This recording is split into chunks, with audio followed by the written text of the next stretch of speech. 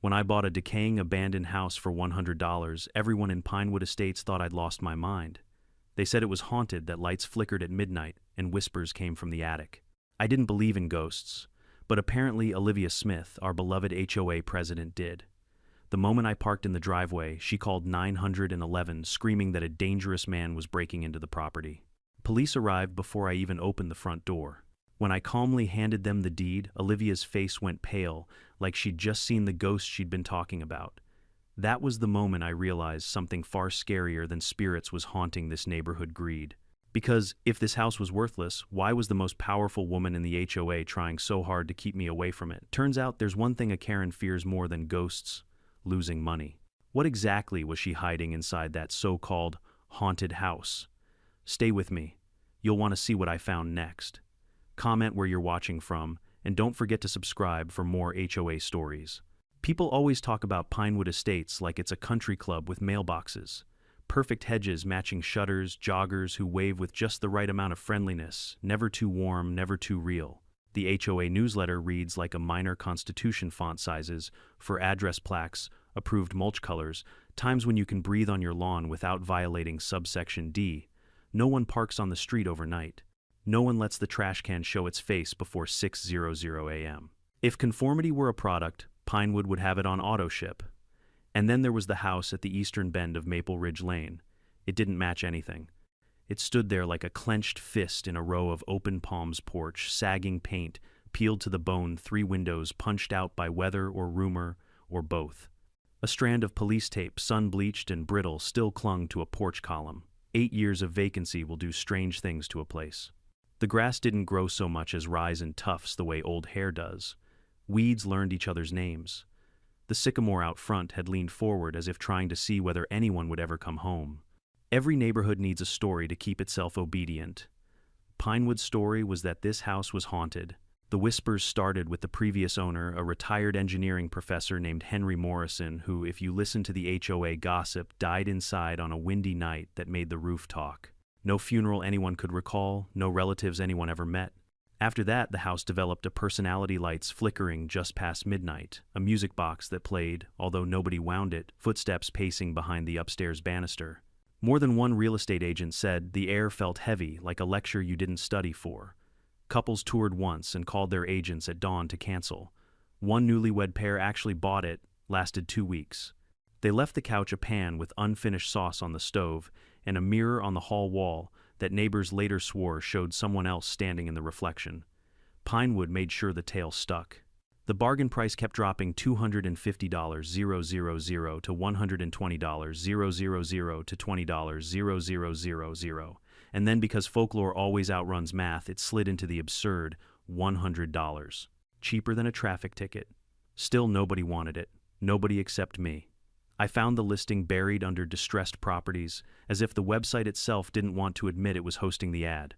A $100 house is like a dare written in neon. I'm a retired engineer. Numbers and structures have always made more sense to me than panic. I drove out, parked across from the sycamore, and stared at the porch long enough for a jogger to loop the block twice and report me to her private sense of security. The house didn't feel haunted. It felt lonely, like it had waited for the neighborhood to remember gratitude, and the neighborhood never did. I walked the perimeter camera on my phone rolling because habit is a religion after 15 years of job sites and incident reports. Rot in the deck boards. Foundation intact, a happy surprise.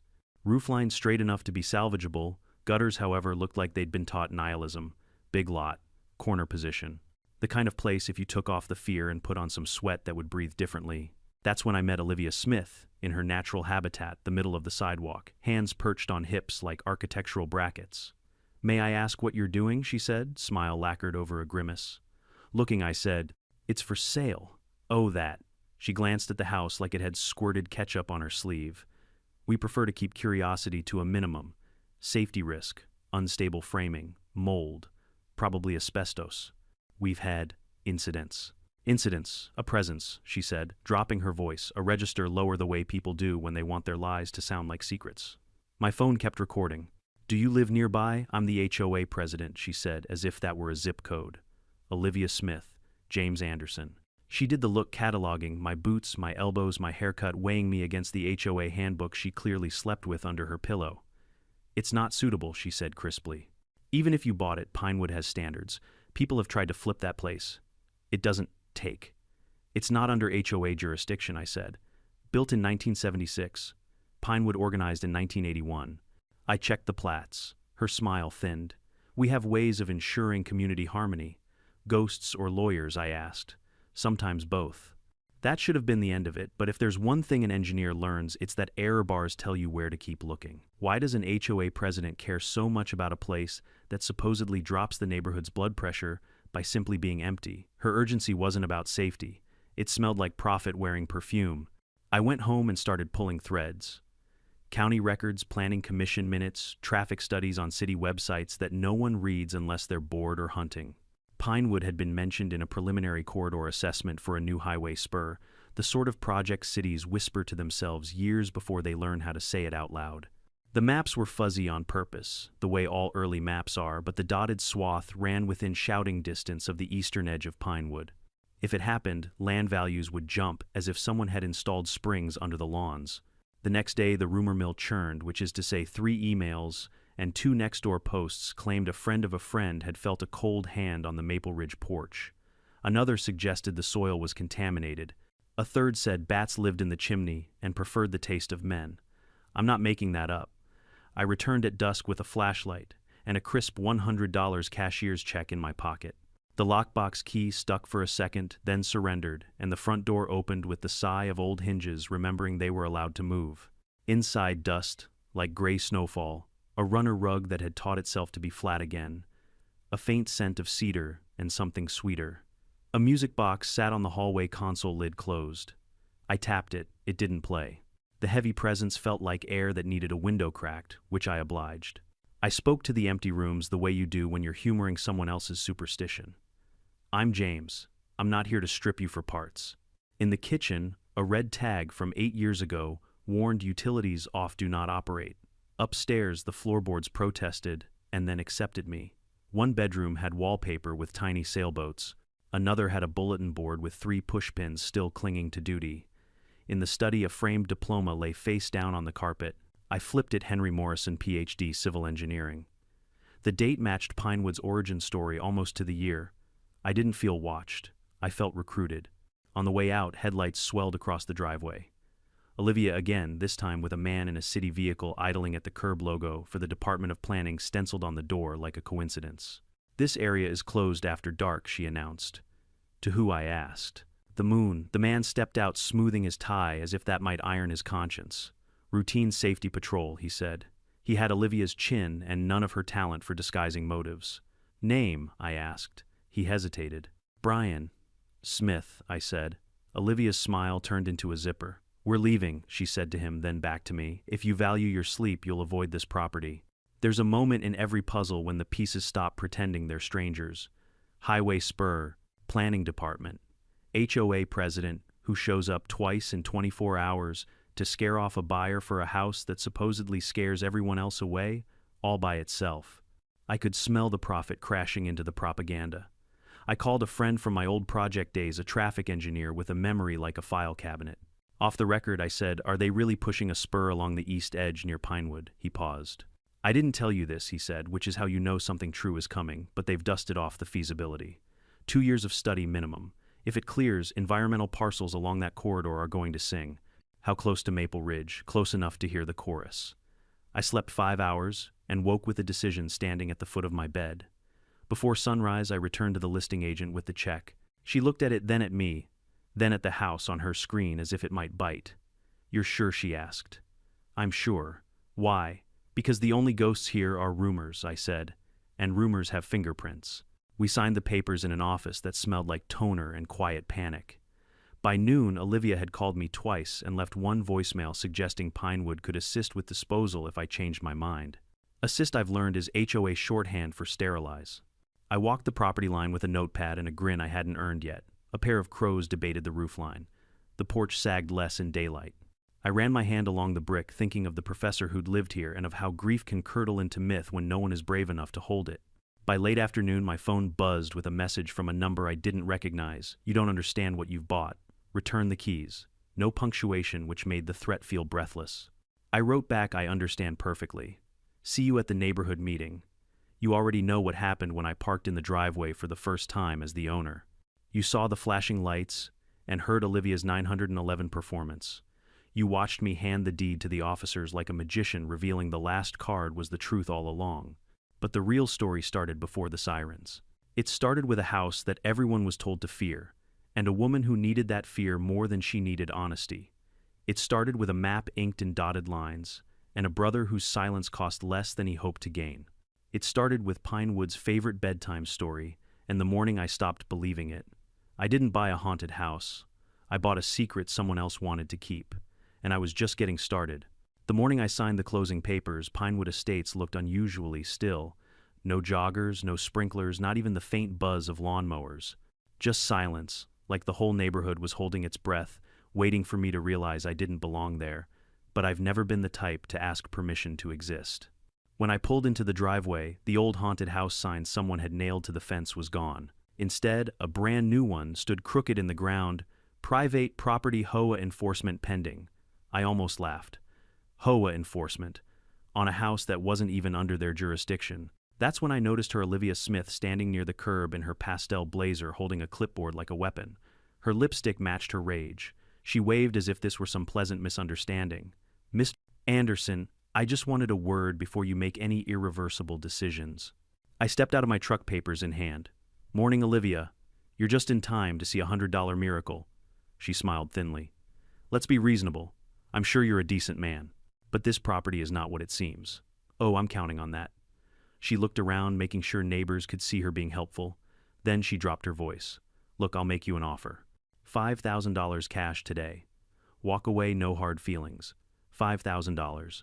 For a house she swore was haunted and worthless. I let the number hang in the air.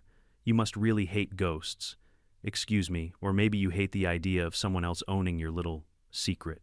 Color drained from her face. She tried to recover, flipping through papers. $10,000. Final offer. I'll even handle the paperwork. That's very generous, I said, smiling. But I'm keeping it. You see, I've already started making plans for renovations. For the first time, her voice cracked. You don't understand what you're walking into. Oh, I think I do, I said quietly. And I think you do too. That was the first time she didn't have a comeback. She just turned, muttered something about safety codes, and walked away fast enough to make her heels click like gunfire. 2 days later, I started moving in. Nothing fancy, just a mattress, a folding table, and a toolbox. The air inside smelled of dust, and something metallic like old secrets. I was unpacking a drill when the sound of sirens echoed down the street. Through the cracked window, I saw red and blue lights flashing. A police SUV stopped in front of my driveway. 2 officers stepped out, hands on holsters. One of them called out, "Sir, can you step outside?" I walked out calmly, deed folder in hand. "Everything all right, officers. Ma'am over there reported a break-in," one of them said, nodding toward Olivia, who stood dramatically across the street, phone in hand, pretending to tremble. "Of course she did," I said dryly, handing them the documents. "James Anderson, legal owner of 19 Maple Ridge. Bought it 3 days ago. Want to see the bill of sale?" The younger officer scanned the papers, looked at the older one, and nodded. "It checks out. Sorry, sir. False alarm." "Don't apologize," I said loud enough for Olivia to hear. "It's not your fault. Some people can't handle losing control." Olivia froze as the older cop turned toward her. "Ma'am, you're aware false reporting is a misdemeanor offense. I thought. Maybe next time you think before you dial." They drove off. Olivia didn't. She just stood there watching me, her expression a mix of fury and disbelief, like I'd stolen the ending of her favorite story. The next morning, I woke to find a note taped to my mailbox. It wasn't signed. "You're not welcome here. Leave while you still can." Beneath it, someone had spray-painted "freak" on my fence in sloppy red letters. I laughed, took photos, and uploaded them to the Pinewood HOA group chat with the caption, "Morning Art Project." Anyone missing a can of paint? Within minutes, comments poured in, some shocked, others suspiciously silent. Then Olivia chimed in, "Let's all remember to stay civil." "We don't know what provoked this incident," I replied. "You mean besides the HOA president filing false police reports?" She didn't answer.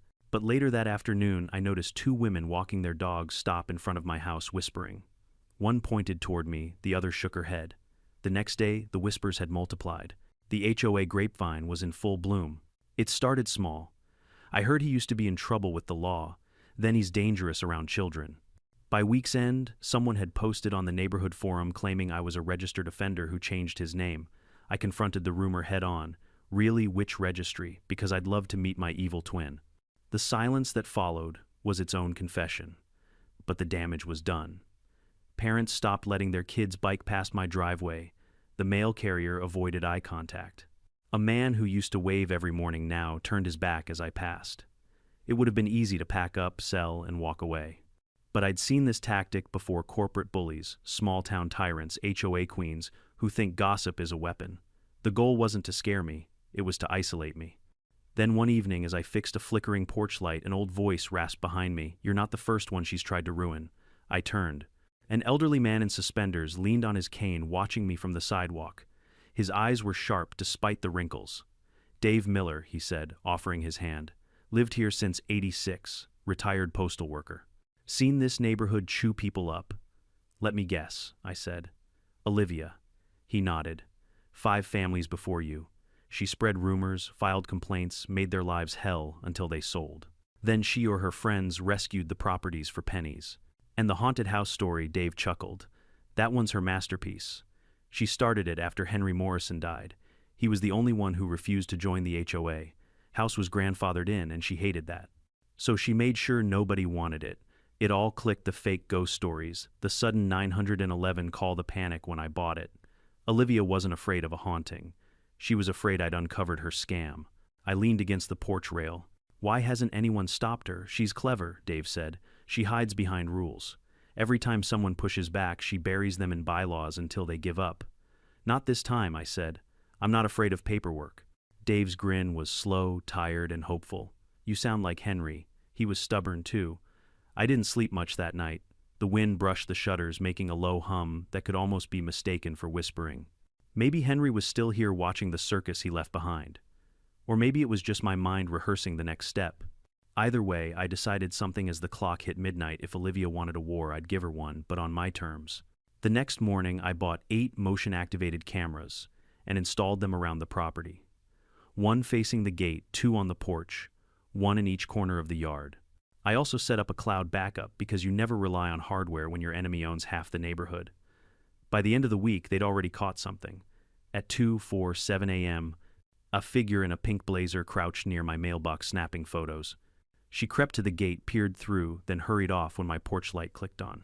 The next day, I printed a still frame and slid it into an envelope addressed to Pinewood HOA, President's Office. No note, no comment. Just evidence. An hour later, I received an email. "Mr. Anderson, I suggest you stop with the childish accusations. You're only making things worse for yourself. OS perfect." Now I had digital proof she'd acknowledged it. By the end of the month, Olivia had shifted tactics from rumors to harassment. HOA notices appeared in my mailbox, citing yard maintenance violations, unauthorized structure repairs, and disturbing community harmony. I sent them back with a sticky note. "Not under HOA jurisdiction. But thanks for the concern." Her silence after that wasn't peace. It was plotting. And sure enough, it came an anonymous letter slipped under my door. "You think you're clever. You don't know who you're dealing with." I laughed out loud. "Oh, I do," I said to the empty house. "A woman who's about to lose everything. Because I wasn't just collecting ghost stories anymore. I was collecting evidence." The game had started, and this time the haunted house was on my side. By the time the second HOA notice landed in my mailbox, I had already stopped being angry. Anger wastes focus. What I felt now was something sharper: discipline. Every engineer knows that if a system keeps producing bad results, you don't yell at it, you study it, you log every output, you measure the noise until it sings. So that's what I did with Olivia Smith. The first step was documentation. I built a folder on my desktop called Pinewood Integrity Project, because naming things makes them real. Inside it, I stored photos of vandalism, screenshots of every false HOA message, and copies of the anonymous threats. Then I started recording. Every encounter, every conversation, every word that left her mouth. One afternoon, I was adjusting the fence camera when Olivia strutted down the sidewalk in her signature pink blazer, pretending to walk her dog. Except the leash was empty. "Still recording everything, Mr. Anderson," she said, glancing at the camera. "Smile," I replied. "You're on candid hypocrisy." Her lips tightened. You really think you can intimidate me with gadgets? This community answers to the HOA, not to you. Funny, I said. This property doesn't answer to you either. Her eyes flicked toward the red recording light, and for a second she dropped the smile. Careful, James. You're making enemies you can't afford. I build bridges, I said. But I also know how to collapse one safely when it's rotten. She walked off without replying. I made sure the footage uploaded twice cloud and backup drive. That night I called an old contact from my contracting days. His name was Ethan Clark, a private investigator who had once tracked down a subcontractor skimming supply budgets on a highway project. If there was a lie buried under a paper trail, Ethan could find it. I told him I need everything you can dig up on Olivia Smith. HOA records financials, family connections, especially with the city. He whistled softly. You're poking a hornet's nest. Good, I said. I brought smoke. While Ethan started his digging, I focused on the other front: reputation. The gossip mill that Olivia weaponized against me could work both ways. I launched a small website titled jamesanderson.in, FO simple, factual, impossible to refute. I posted my public record professional licenses and a clean background check. Underneath I wrote, to my new neighbors in Pinewood Estates, rumors fade but facts remain. Transparency builds stronger communities. I'll start with mine. Within 2 days, visits from Pinewood IP addresses skyrocketed. No comments, no emails, but the silence had a different texture now. It wasn't judgment, it was doubt. 3 nights later, my phone buzzed at 2:14 a.m. Motion detected front yard. I opened the feed and froze. Olivia, flashlight in hand, was photographing my driveway. Behind her, someone was crouched near my gate, dumping a black bag over the fence. Got you, I whispered. By sunrise, I had pulled still frames from every camera angle.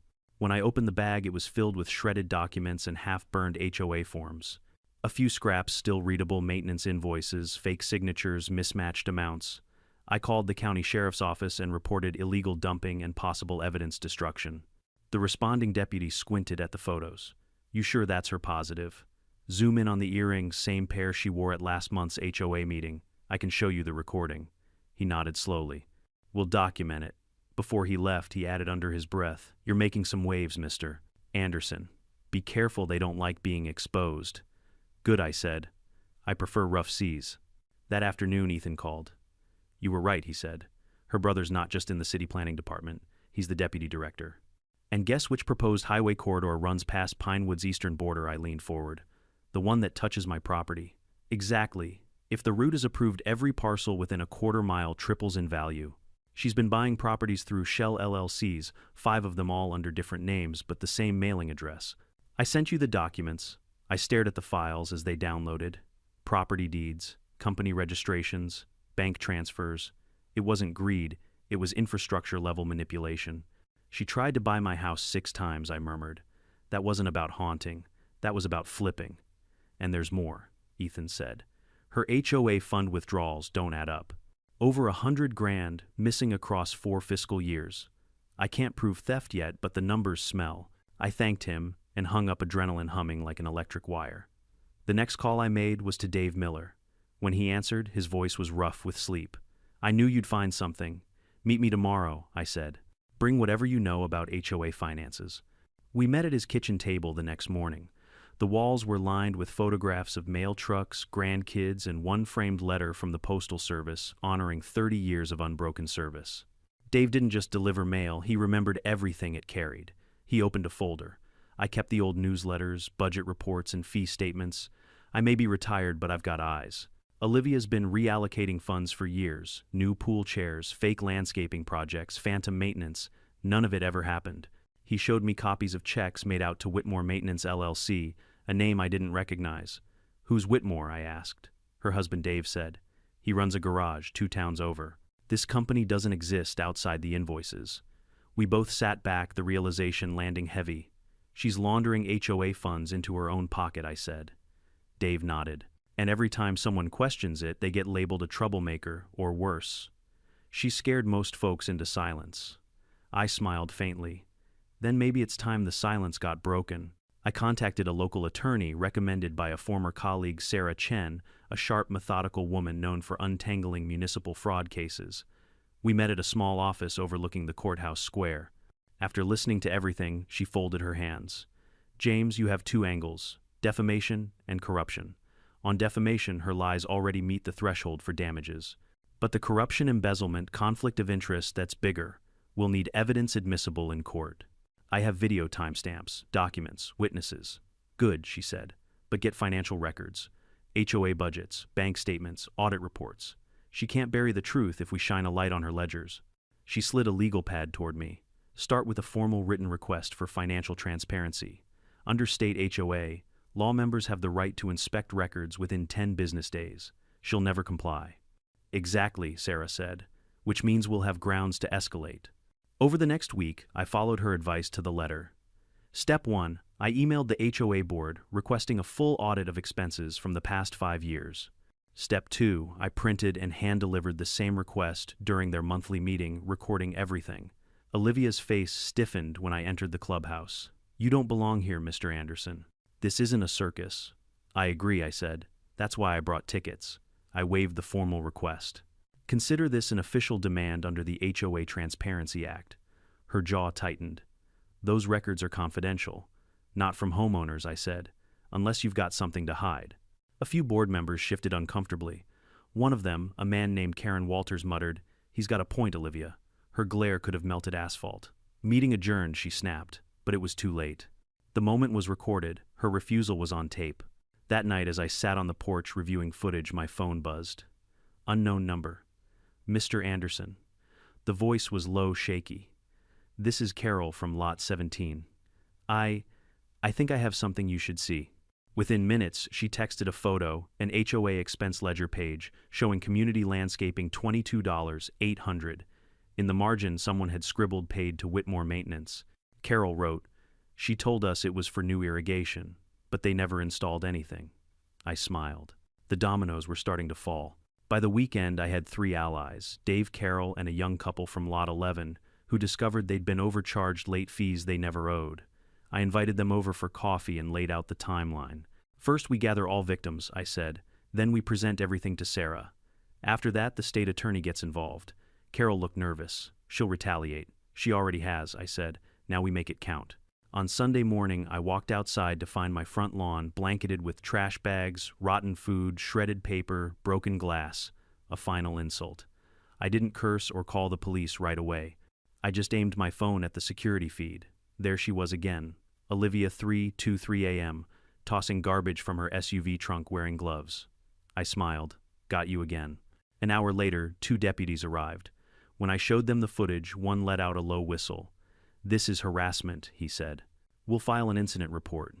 You might want to talk to a lawyer about restraining orders." "I already have one," I said, "and she's going to love this case." That night I emailed Sarah the video evidence, the invoices, and Ethan's findings. Her reply came 15 minutes later. "James, this is gold. We're past harassment now. We're looking at embezzlement, fraud, and abuse of office. Let's prepare the complaint and subpoena the financials. The bigger the web, the harder she'll fall." I closed the laptop and leaned back, listening to the quiet creak of my old house.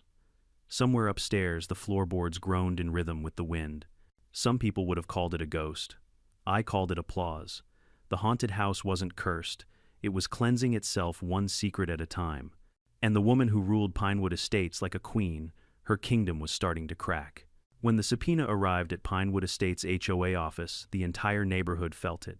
You could sense it in the way curtains twitched and mailboxes opened slower that morning. By lunchtime, Olivia Smith's name was being whispered like a curse. Someone finally had the nerve to drag the Queen of Pinewood into the daylight. The first time I saw her after that was at the grocery store. She stood by the self-checkout with a basket of organic lemons, pretending not to notice me. But the moment our eyes met, her hands froze on the scanner. The machine beeped again and again. She forced a smile that didn't reach her eyes. "Mr. Anderson," she said sweetly, "I hope you're enjoying your legal crusade." "I'm enjoying the truth," I said. "You should try it. I hear it's refreshing." She dropped a lemon. It rolled across the floor and disappeared beneath a shelf. Neither of us bent to pick it up. The court order required her to turn over 5 years of HOA financial records within 10 days. When the deadline hit, she tried to delay it, claiming technical difficulties. Sarah filed a motion for contempt within the hour. The judge granted it. 2 days later, the documents arrived in a battered cardboard box, dropped unceremoniously at Sarah's office. Inside were ledgers, invoices, and printed bank statements, some with coffee stains, others missing pages. Typical, Sarah muttered. When people panic, they get sloppy. We spread everything across her desk. I took a notebook, she opened her laptop, and Dave Miller joined us with a magnifying glass like a detective out of retirement. The deeper we dug, the uglier it became. Dozens of maintenance expenses had been paid to the same vendor, Whitmore Maintenance LLC, Olivia's husband's phantom company. $8,700 for electrical upgrades that never happened. $12,500 for pool filter replacement, even though Pinewood's pool had been closed for renovations that entire year. Then Sarah found the bombshell. James, look at this one. She pointed to a $35,000 withdrawal labeled Community Enhancement Initiative, Overseas Conference. What HOA conference takes place in Italy, I asked. Dave snorted. The kind where the president comes home with a tan and a new Lexus. We laughed, but none of us were really amused. By the time we finished, the total was staggering. $127,000 missing over 4 years. Every cent tied to Olivia Smith's name. Sarah leaned back in her chair. This isn't just HOA mismanagement. This is felony embezzlement. I nodded. Then let's make it public. That night I drafted a simple post for the private neighborhood forum. Transparency is the heart of trust. Below are verified financial inconsistencies in Pinewood Estates' HOA records confirmed by legal counsel. Homeowners deserve accountability. Ask your board where your money went. I attached a few screenshots, nothing confidential, just enough to show the pattern. Within an hour, the comments exploded. Wait, what my HOA fees paid for this? She said that money went to new sidewalks. Are we sure this is real? Then one brave soul posted, I work in accounting. These numbers don't lie. That was the match. By midnight, half the neighborhood had joined a new group chat I created called Pinewood Transparency Alliance. The other half stayed silent, but even silence was a kind of admission now. Olivia tried to regain control the next morning. A glossy HOA newsletter appeared in every mailbox, titled, Fake News and Defamation, The Truth About Pinewood Estates. It accused me of spreading misinformation, misinterpreting financial data, and undermining community unity. I read it on my porch while sipping coffee and smiled. If she's printing propaganda, I told Dave she's losing control. He chuckled. Her printer ink budget alone could be another embezzlement charge. The next HOA meeting was standing room only. Normally, they drew 10 board residents. That night, nearly 60 people packed into the clubhouse. The air was electric, buzzing with quiet fury. Olivia sat at the head of the long oak table, flanked by 2 board members who looked like they wanted to be anywhere else. Her perfect posture was gone. The mask had cracks. Sarah stood beside me, calm and professional. We'd already filed our lawsuit demanding a full audit and restitution, but tonight wasn't about the court. It was about hearts and minds. When the floor opened for public comment, Carol from Lot 17 stood up first. Her voice trembled, but her words hit like stones. I've lived here 12 years. I trusted this board. I believed the newsletters. And now I find out our dues went to fund your vacations. A murmur rippled through the crowd. Olivia tried to interject, but Carol wasn't finished. You told us we couldn't afford to repair the playground. You told us to tighten our belts. Meanwhile, you were tightening yours with diamonds. Laughter and gasps mixed in equal measure. I stepped forward next. All we're asking for is honesty, I said. No one is above accountability. The HOA is supposed to serve homeowners, not exploit them. Olivia slammed her gavel. This meeting is over, Sarah's voice cut through like a scalpel. Actually, it's not. Under HOA bylaws, a motion to adjourn requires a majority vote. All in favor of continuing. Every hand except Olivia's went up. Her face went pale. You people don't understand, no, Dave interrupted from the back. We understand perfectly. You've been stealing from us. The next day, the audit report arrived from the independent accounting firm Sarah had recommended. It confirmed everything and more. Olivia had used HOA funds not only for vacations but also for home remodeling, jewelry, and car payments. The report even uncovered falsified receipts printed from her husband's company letterhead. Sarah read aloud one of the statements during our follow-up meeting. Payment for pool equipment $9,800. Bank record shows a deposit the same day to Olivia Smith's personal account. I exhaled. Got her. We compiled the documents into a 70-page binder and filed an official complaint with the county prosecutor's office. Within 48 hours, investigators began contacting homeowners for statements. Olivia's empire was collapsing faster than a house of cards in a storm. Still, I knew she wouldn't go quietly. That night, I received a text from an unknown number. "You've made a big mistake. You'll regret this." I replied with a photo, her standing in my driveway at 2:47 a.m. from last month's footage. Then I added, "You first." No response. A week later, a small local news station ran a headline, "HOA President Under Investigation for Financial Misconduct." It featured quotes from residents including Carol and Dave. My name appeared once homeowner James Anderson provided key evidence leading to the investigation. By evening, the entire town was talking about Pinewood Estates. When I stepped outside to collect my mail, 2 neighbors waved. One even brought a pie. "Sorry we believed the rumors," she said. "You were right." I accepted the apology, but didn't gloat. Justice wasn't a performance. It was a slow, deliberate process. At sunset, Dave joined me on the porch holding 2 beers. "Feels different out here," he said, looking down the peaceful street. "Like the air's finally honest again." "It's not over yet," I said. "She's not the kind to surrender." "She will," Dave said. "Bullies always do once someone tells them no loud enough." We clinked bottles. The cicadas hummed like a background applause track. The next morning, Olivia's SUV was gone. No morning walk, no clipboard, no smile. The neighborhood chat said she'd called an emergency board meeting downtown, but no one knew where. That afternoon, Sarah phoned me. She's retained a defense attorney, one of those high-profile guys who specialize in spin control. We're expecting counterclaims soon. "But don't worry, James. You've got more than enough evidence." "Good," I said, "because I'm not stopping at defamation. I want every stolen dollar back for this community." "And you'll get it," Sarah replied. "One motion at a time." That evening, the HOA board, without Olivia, voted to suspend her indefinitely pending the investigation. The motion passed 8-0. I received an email from one of the remaining members, "Mr. Anderson, thank you for your persistence. You've reminded us what this HOA was supposed to be, a community, not a kingdom." For the first time since moving in, I felt like Pinewood might actually deserve saving. I stood on the porch as the sun dipped behind the sycamore tree, the same one that had once shadowed a haunted legend. The house creaked gently, as if exhaling after years of tension. "Looks like we're winning, Professor I," whispered toward the ceiling. Somewhere inside, a loose shutter tapped twice against the wall. I smiled. Maybe it was the wind, or maybe Henry Morrison was clapping. Either way, the haunting was finally changing sides. The morning after the suspension notice went public, Pinewood Estates felt strangely peaceful. The air was lighter. The tension that once clung to every front yard was gone. Neighbors waved again, kids played near the cul-de-sac, and for the first time I thought maybe, just maybe, this war was ending. I should have known better. Because when you corner someone like Olivia Smith, they don't surrender. They burn the whole room down and call it victory. It started with whispers again. This time the lies weren't just recycled, they were weaponized.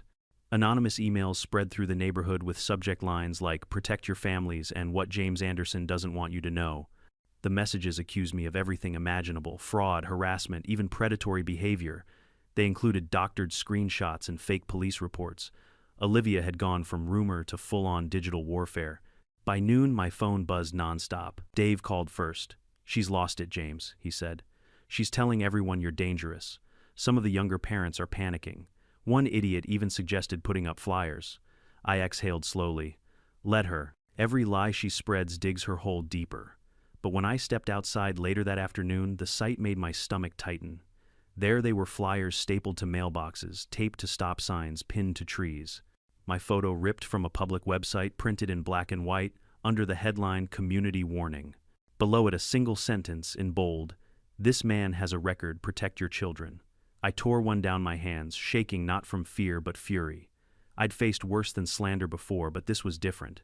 This was personal. I marched straight to the police station, folder in hand. Deputy Collins, the same officer who'd handled the earlier vandalism reports, met me at the counter. "She's escalating," I said, spreading the flyers on his desk. "Defamation, harassment, malicious falsehood, take your pick." He frowned as he skimmed the pages. "You've got security footage, right? Every night since I moved in." "Good, keep it. I'll file a harassment report." "But James..." He hesitated. "This is turning political now. She's not just fighting you, she's fighting for her reputation. Expect her to get nasty." I gave a humorless smile. She already did. That night someone threw a rock through my kitchen window. The note tied to it read, "You ruined this neighborhood. Leave or we'll make you." I patched the glass before sunrise, uploaded the footage to my cloud drive, and printed the clearest still frame. The figure was hooded, but the car headlights caught a glint of something familiar, a gold HOA lapel pin. So much for subtlety. The next morning, Sarah called. "We've received a countersuit," she said. "Olivia's lawyer filed a complaint alleging you fabricated evidence to extort her." I nearly laughed. "Extort her? For what? Returning stolen HOA money? She's playing the victim," Sarah said. "Claims you harassed a vulnerable woman under stress. It's classic reverse psychology. But don't worry, we'll dismantle it in discovery." "I'm not worried," I said, though my jaw was tight. "Just disappointed." "Good. Keep your cool, James. Her panic is our advantage." A few days later, I discovered she'd called an emergency HOA meeting even though she was suspended. The invitation slid under every door, declared Community Safety Assembly, discussion of troublemakers and threats to Pinewood Estates. I showed it to Dave, who laughed so hard he wheezed. "She's hosting a witch trial without realizing she's the witch. Let's give her an audience," I said. The clubhouse was packed that night. Olivia stood at the front, flanked by two loyalists, one clutching a clipboard, the other glaring like a guard dog. She wore beige instead of her trademark pink, trying to look respectable. She cleared her throat. "We're gathered tonight to address the dangerous misinformation spreading through our community." I stood at the back, arms folded.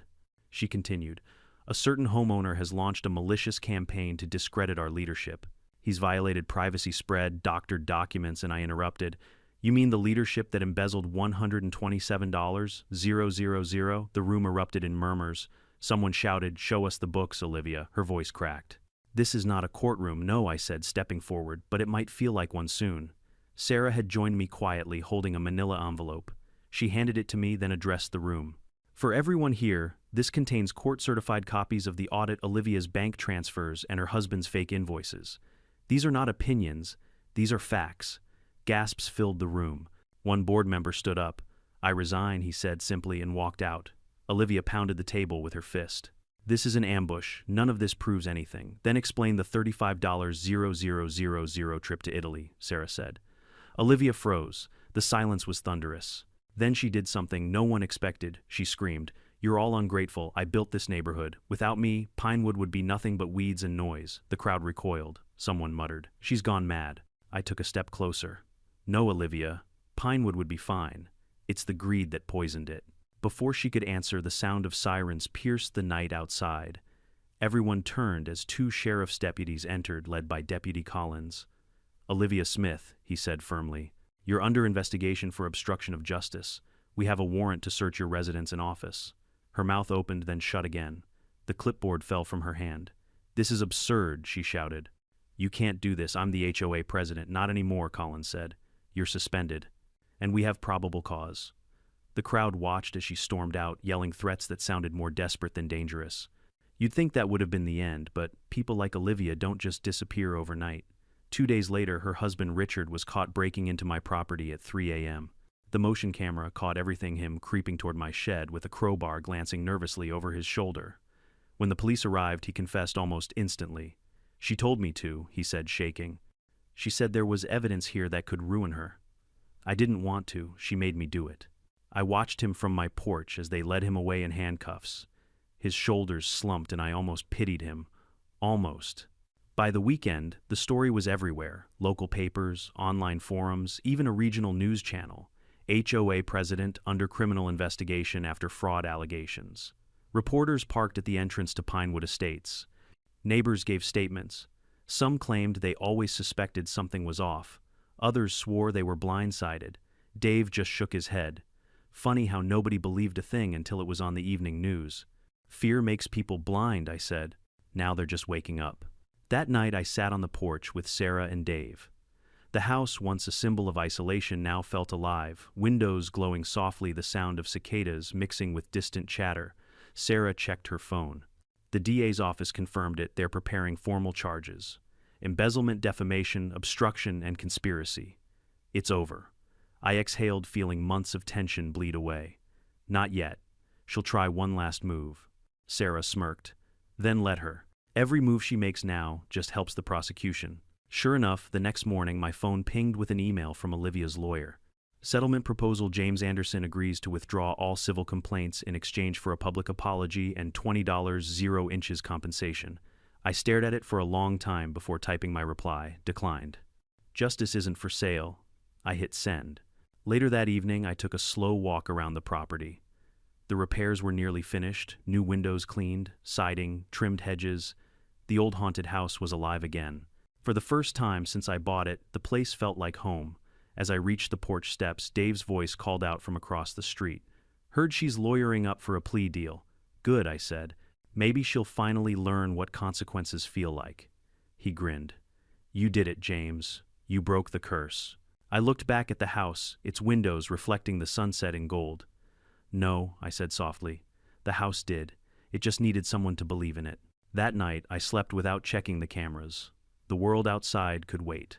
Because for the first time in Pinewood's history, the only thing haunting this place wasn't ghosts, it was the truth. The courthouse smelled like cold marble and old coffee, the scent of justice on a budget.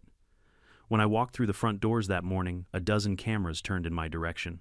I wasn't used to attention, but Pinewood Estates had become a headline, and everyone wanted a piece of the spectacle. The sign on the courtroom door read, "State of Nebraska versus Olivia Smith." Seeing her name printed like that official final was almost surreal. For months she'd ruled our neighborhood like a dictator with a clipboard. Now she stood beneath fluorescent lights a defendant instead of a queen. She was dressed in beige, the kind of color people choose when they want to look innocent. Her lawyer, a polished man with too much hair gel, whispered something to her as we entered. She didn't look at me, but I caught the tremor in her hands. Sarah Chen, my attorney, greeted me with her usual calm confidence. "Today's the big one," she said. "Stay composed. The facts are on our side." "I'm fine," I said. "I've been waiting for this since the day she called 911 on me." The room filled quickly, neighbors, reporters, even a few city officials from the planning department. Dave sat in the second row, arms folded, looking like a proud grandfather watching a long-delayed graduation. When the judge entered, everyone rose. He was an older man with a steady voice and the kind of expression that didn't suffer fools. "Court is now in session," he said. "Case number 2, 4C, V913, State of Nebraska versus Olivia Smith, charged with embezzlement, obstruction of justice, and criminal defamation." Olivia's lawyer stood. "Your Honor, my client maintains her innocence. She is a respected community leader, not a criminal." Sarah stood next. "And yet, Your Honor, we have documents, witness testimony, and bank records showing over $127 0-inches HOA funds diverted into her personal accounts. Respect doesn't erase theft." The judge nodded slowly. "Proceed." The prosecution began with the financial evidence. Exhibit after exhibit was displayed: forged invoices, bank transfers, fake maintenance reports. On the screen, the pattern was undeniable, each transaction leading straight to Olivia's signature. One photo in particular silenced the room: a smiling Olivia in front of the Trevi Fountain in Rome, captioned "HOA Conference 2019, funded entirely by the community's maintenance budget." Her lawyer objected. "Irrelevant personal photo." The judge shook his head. Overruled. The court recognizes this as evidence of misuse of funds. Olivia's face turned the color of wet clay. Next came the witnesses. Carol, from Lot 17, took the stand, first, hands trembling slightly, but voice steady. She told us the HOA couldn't afford to fix the playground, she said. "We held fundraisers. I even baked for them. But the money never went where she said it did." "Did you ever question her directly?" the prosecutor asked. "Yes. She told me I was being ungrateful and threatened to fine me for slander." Gasps rippled through the courtroom. Then came Dave Miller. He walked up slowly, cane tapping the tile, but when he spoke, his voice carried more authority than anyone expected. "I've lived in Pinewood for 37 years, he said. "I've seen good presidents and bad ones. But Olivia, she turned our neighborhood into her personal bank account. Anyone who questioned her got bullied or smeared. James here wasn't the first. He was just the first who didn't back down." Olivia's lawyer tried to shake him. "Mr. Miller, are you aware your friend Mr. Anderson has a personal vendetta against my client?" Dave smiled faintly. "My only vendettas against crooks." Even the judge had to hide a grin. When it was my turn to testify, I stood, took a breath, and faced the room. "Your Honor, I moved to Pinewood for peace and quiet," I began. "I bought an old house no one wanted because I saw value in it. What I didn't expect was that the real haunting in this neighborhood wasn't ghosts, it was greed." I told them everything: how she'd tried to buy the house from me, how she'd spread rumors, called the police, vandalized my property. I explained the hidden camera footage, the fake invoices, the threats, the lies. Every word felt like scraping rust off an old wound, but it needed to be said. Olivia sat motionless, her eyes on the floor. When I finished, Sarah handed the judge a thick binder labeled Anderson Exhibits 138. "Mr. Anderson," the judge asked, "why didn't you just move away?" I smiled faintly. "Because bullies don't stop when you move. They stop when you make them answer for it." A few people in the gallery clapped before the bailiff quieted them. The defense tried everything, claimed the funds were misallocated, not stolen, argued that I had manipulated the narrative for attention, even accused Sarah of media theatrics. But none of it stuck. The evidence was too precise, too heavy. Then came the final nail. The prosecution called Richard Smith, Olivia's estranged husband. He looked hollow eyes, sunken from sleepless nights. "Mr. Smith," the prosecutor said, "did your wife instruct you to destroy or remove evidence from Mr. Anderson's property?" He hesitated, staring at the floor. "Yes," he whispered. "She said it was the only way to save herself. I didn't want to do it." Olivia slammed her hand on the table. "Liar, you're a coward." The judge banged his gavel. "Mrs. Smith, one more outburst, and I'll hold you in contempt." She slumped back, trembling. When closing arguments began, Sarah's voice was steady as glass. "Your Honor, this case isn't about one corrupt president, it's about power unchecked. The HOA was supposed to protect its residents. Instead, it became her weapon. She spread lies to silence truth, used fear to buy loyalty, and when exposed, she tried to destroy evidence and people. James Anderson didn't seek revenge. He sought accountability. And today, that's what this court can deliver." The room was silent when she sat down. Olivia's lawyer stammered through a weak defense, calling her overzealous rather than criminal. But the damage was done. The judge took a long moment before speaking. "Mrs. Smith, I've reviewed the evidence. It paints a clear, consistent picture. Financial deceit, abuse of authority, and deliberate harm to others for personal gain. You've betrayed the trust of your community." He lifted the sentencing documents. "For the charge of embezzlement restitution of $127,000 to the Pinewood Estates HOA, plus a $25,000 fine. For defamation, $75 null-inch damages to Mr. Anderson. For obstruction of justice, 12 months suspended sentence, 200 hours of community service, and a 10-year ban from holding any HOA or public office." He struck the gavel. Sentence delivered. A collective exhale swept through the room. Some neighbors even cheered quietly. Olivia stood there, shaking lips, trembling. "This isn't fair," she whispered. "I was trying to protect Pinewood." "No," the judge said evenly. "You were protecting yourself." Outside the courthouse, reporters swarmed us. Sarah shielded me with a hand. "No statements," she said, but one question slipped through the noise. "Mr. Anderson, what do you plan to do next?" I looked at the crowd, at the flashes, at the curious faces of people who'd never known what it was like to be the target of someone powerful and petty. "I plan," I said, "to go home." A week later, Pinewood Estates held a special election. Dave Miller won by a landslide. During his first meeting as HOA president, he stood in the same clubhouse Olivia had ruled from and declared, "From now on, transparency isn't optional, it's policy." The room erupted in applause. Olivia, meanwhile, sold her house to pay restitution and left town. Rumor said she'd moved in with relatives in Iowa, working part-time at a real estate office under her maiden name. I didn't celebrate her downfall. I didn't have to. Justice had done that for me. That evening, I sat on my porch with Dave and Sarah, the same spot where this war had started. The sun dipped low behind the sycamore, painting the sky gold. "You did it," Dave said. "No," I replied. "We all did. The truth just needed someone stubborn enough to drag it into the light." Sarah smiled. "You know, most people would have walked away." I looked at the old house, no longer haunted, just peaceful. Walking away never fixes rot. You've got to rebuild from the foundation up. The wind rustled through the trees. Somewhere inside, a floorboard creaked softly like the ghost of Professor Morrison nodding in approval. Pinewood Estates was quiet again. But this time it wasn't fear keeping everyone silent. It was peace. 6 months passed before Pinewood Estates felt normal again, though truth be told, normal had a different meaning now. Gone were the secret meetings, the petty citations, the fear of a pink blazer silhouette appearing at your doorstep. The air smelled different, lighter, real. The HOA, under Dave's leadership, had transformed almost overnight. Financial reports were now posted online every month. Neighbors volunteered for committees instead of being drafted. The fines dropped by 70%, and for the first time in years, people started talking about community picnics instead of bylaws. One afternoon, while trimming the hedge that separated my property from the road, Dave wandered over with 2 mugs of coffee. Guess what he said? We just voted to remove 3 outdated rules. No more bans on porch swings, flags, or backyard chickens. I laughed. Careful, you'll bring chaos. Chaos builds character, he replied, grinning. Besides, after Olivia, we can handle a few chickens. We sipped our coffee in the golden light, and for the first time since moving here, I didn't feel like an outsider. I felt like part of something good. The house that once looked like a ghost trap was now my pride and joy. The cracked shutters were replaced, the porch newly stained, the windows shining again. Every nail, every repaired beam reminded me that persistence beats poison. The haunted whispers had disappeared. Children rode bikes past my fence without fear.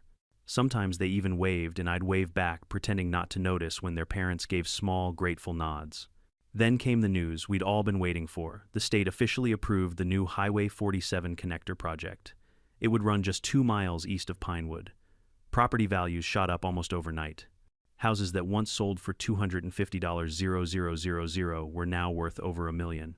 When I received the appraisal for mine, I had to read it twice. $900,000. All from a home I'd bought for $100 and a bit of courage. The offers poured in within a week.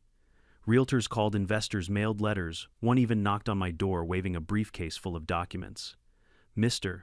Anderson, I can offer you $950 cash today, he said breathlessly. You'll walk away with a fortune. I smiled politely. I didn't buy this place to walk away. I bought it to stand my ground. He blinked, confused. But you could live anywhere. Exactly, I said, closing the door. And I choose here. Because this wasn't just land or lumber anymore, it was principle. Proof that standing firm means something. One rainy Thursday, a thick envelope arrived in my mailbox. No return address, just the embossed logo of a law firm I didn't recognize. Inside was a formal letter, a sealed envelope, and a certified check for $200,000. For a second, I thought it was a mistake. Then I saw the sender's name, the estate of Henry Morrison. I sat down at my kitchen table, rain tapping the windows like applause, and began to read. Dear Mr. Anderson, if you're reading this, then the little house on Maple Ridge has found its next rightful owner. I was once a teacher, a professor of civil engineering. I taught students how to build things that last. One of them was you. You probably don't remember me, but I remember you. You stayed after class once to argue that ethics are stronger than concrete. I agreed with you then, and I still do. I kept that house outside the HOA for a reason. I wanted at least one square of this earth that wasn't ruled by signatures and greed. I suspected one day someone honest would find it, someone who didn't scare easy. You've proven me right. Enclosed is a check from a trust I created years ago. It's my way of saying thank you for protecting the home, for defending the principle, and for reminding people that courage doesn't come with a permit. Use it well. Build something that matters.